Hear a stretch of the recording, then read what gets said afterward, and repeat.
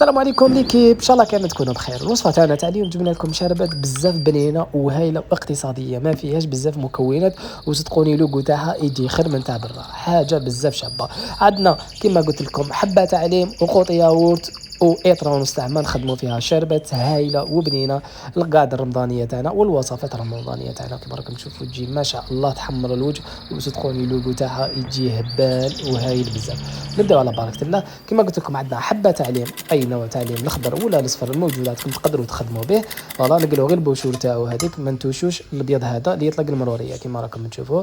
فوالا دوكا اش ندير بعد اللي واسينا كامل هذوك البوشور، زدنا هنايا كاس الا ربع تاع سكر وخلطنا شويه ونخلوه على جيب باش كامل هذاك السكر يتشرب مع هذو بوشور الليمون ويتمخنا هكا ويعطي هذاك لوغو تاعو ولا ليكستري تاعو. كما راكم تشوفوا هنا عصرت الحبه تاع الليم تاعي، جاتني حوالي قل من نصف كاس، باسكو الحبه ما كانتش كبيره بزاف، ومادام تكون كبيره مادامها تجيكم البنه تاع الليم زعما تكون بويسون شويه. كما راكم تشوفون نخلطوا كامل هذاك السكر بعد اللي خليتها ان بو مومون.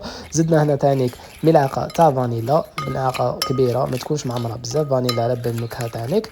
وزدنا تانيك هنايا ملعقه تاع مزهر، تاني المزهر يعطيها تانيك بنه بزاف شابه.